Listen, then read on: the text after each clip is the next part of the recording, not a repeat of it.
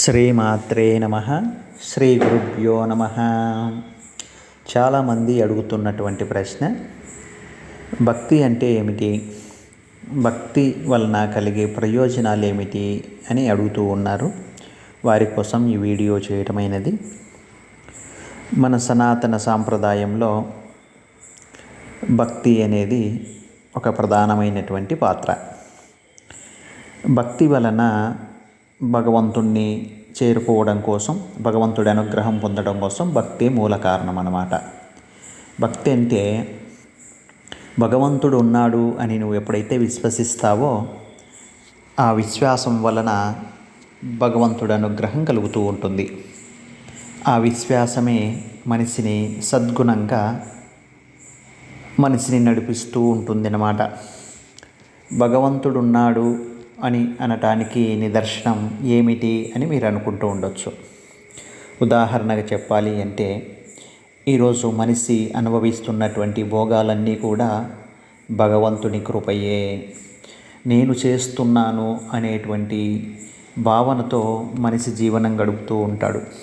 కానీ ఆ భగవంతుడు ఈ సృష్టిని, ఈ భూమి మీద ఉన్నటువంటి సకల జీవరాశులని నడిపిస్తున్నాడు అంటే కారణం భగవంతుడే.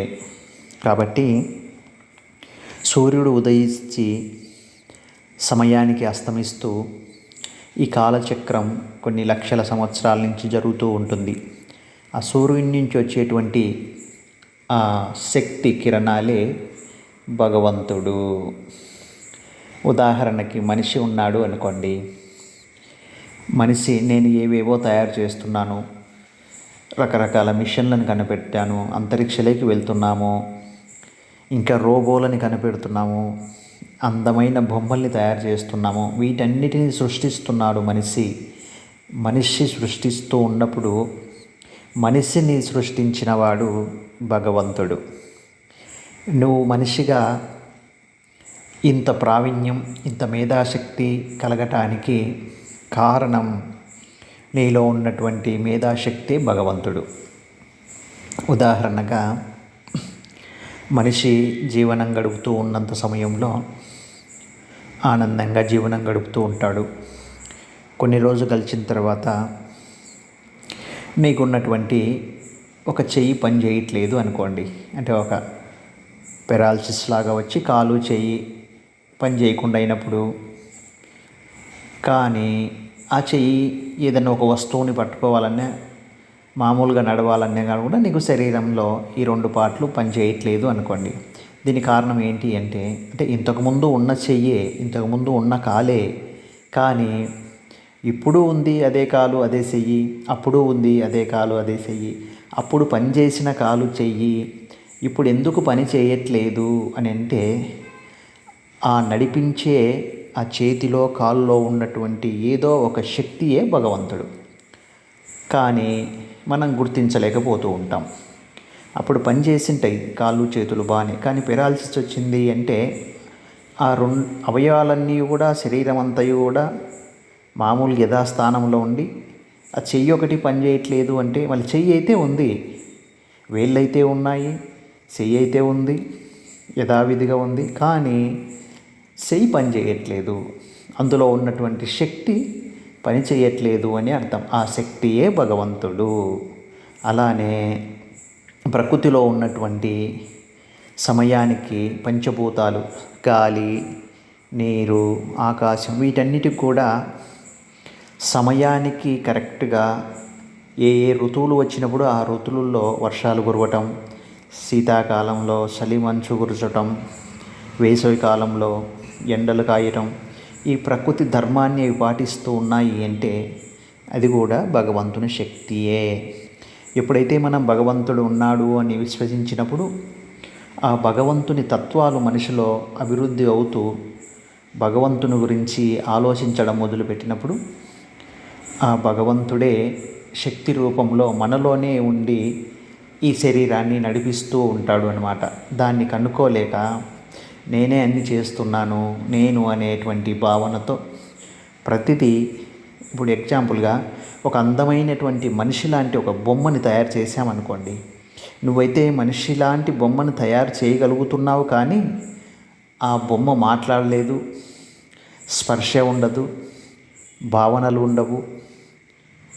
ఎంతసేపు ఉన్నా కొంతకాలం వరకు అది అందంగా కనిపిస్తూ ఉంటుంది, కానీ మేధాశక్తి అనేది, వాక్శక్తి అనేది, మాట్లాడే శక్తి, శరీరానికి స్పర్శ శక్తి, కళ్ళతో చూసేటువంటి ఆ శక్తి, చెవులతో వినేటువంటి ఆ శక్తి, నోటితో మాట్లాడేటువంటి ఈ మాట శక్తి, వీటన్నిటిని కూడా భగవంతుడే నడిపిస్తున్నాడు. ఎప్పుడైతే మనము వీటిని విశ్వసిస్తామో అప్పుడు మనకు భగవంతుడు ఉన్నాడు అనేటువంటి ఆ నమ్మకం ఏర్పడుతూ ఉంటుంది. మనిషి ఎప్పుడైతే భగవంతుడు ఉన్నాడు అని నమ్ముతావో అదే భక్తి. ఆ నమ్మకమే మనిషిలోని భావనలను మారుస్తూ భక్తి వైపు మనసును మళ్లిస్తూ భగవంతుణ్ణి చేరుకోవడం కోసం ప్రకృతిలో జరిగేటువంటి ప్రతిదీ కూడా భగవంతుడి అనుగ్రహమే అని మనం ఎప్పుడైతే గ్రహించగలుగుతూ ఉంటామో ఆ భగవంతుడు మనకు అనుగ్రహం కలగటానికి, భగవంతుడే ఈ సృష్టి, స్థితి, లయ వీటన్నిటిని కూడా నడిపించేటువంటి వాడు ఒకడు భగవంతుడే అనేటువంటి భావన మనసులో ఉంటే దానినే భక్తి అంటారనమాట. ఎప్పుడైతే ఈ భావన లేదనుకోండి, ఈ నమ్మకం లేదనుకోండి, మనకు భక్తి అనేది మనసులో ఆలోచనల రూపంలో రాదు. కాబట్టి ఏదైనా కానీ కూడా మన సనాతన సాంప్రదాయాలన్నీ కూడా భగవంతుడిచ్చినటువంటి ఈ సత్యాలు. కానీ మనిషి ప్రాపంచికమైనటువంటి ఈ ప్రాపంచిక విషయాల్లో కూరుకుపోయి ప్రతిదీ నేనే చేస్తున్నాను, ఇదంతా సైన్సు, ఇదంతా మానవుడు సృష్టించాడు అని మనం చెప్పుకుంటూ ఉంటామే. కానీ ఉదాహరణకి ఒక డాక్టర్ ఉన్నాడు అనుకోండి, ఒక పేషెంట్కి వైద్యం చేస్తూ ఉంటాడు. కానీ ఆ వైద్యం చేసేటువంటి ఆ డాక్టర్కి ఆ చేసేటువంటి శక్తి, ఆ మేధాశక్తి ఇవన్నీ కూడా భగవంతుడే ఇచ్చాడు అనేటువంటి భావనగా ఆ డాక్టర్లో ఉంటే చేసేటువంటి పనిలో నైపుణ్యం కలిగి భగవంతుడు అనుగ్రహం కలుగుతూ ఉంటుందన్నమాట. కాబట్టి ఏదైనా కూడా నమ్మకమే భగవంతుడు. ఎప్పుడైతే మనము విశ్వసిస్తామో భగవంతుడు కూడా మనకి అనుగ్రహాన్ని అందిస్తూ ఉంటాడు. గాలిని ఎవరన్నా చూపించగలుగుతూ ఉన్నామా? గాలి లేకపోతే ఊపిరాడిపోతూ ఉంటుంది. గాలియే, ఆ శక్తియే భగవంతుడు.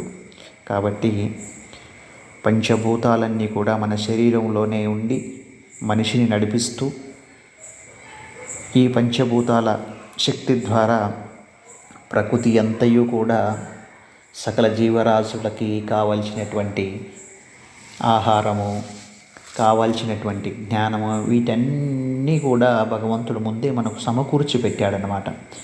మానవుడు జన్మించినప్పటి నుంచి మరణించేంత వరకు గాలి అవసరము, నీరు అవసరము, వేడి అవసరము, భూమి అవసరము. వీటిని మనం నాశనం చేసుకుంటూ రకరకాల జబ్బులు కొని తెచ్చుకుంటూ ఉన్నాం. కాబట్టి ప్రకృతిని కాపాడుకోవాలి.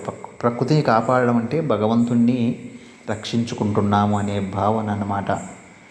అందుకోసమే భక్తి అంటే ఈ భావనలే భక్తి. ఈ భావనలే ఈ భావనలు ఎవరిలైతే ఉత్పన్నమవుతుంటాయో వారిలో భక్తి మొలకెత్తింది అనేటువంటి రహస్యాన్ని గమనించుకుంటూ ఉంటే భక్తి ద్వారా ప్రతిదీ కూడా భగవంతుని అనుగ్రహాన్ని చేరుకోవటానికి ముందు భగవంతునితో సాంగత్యం చేరుకోవటానికి భగవంతుడే మనకు దారి చూపిస్తూ ఉంటాడనమాట.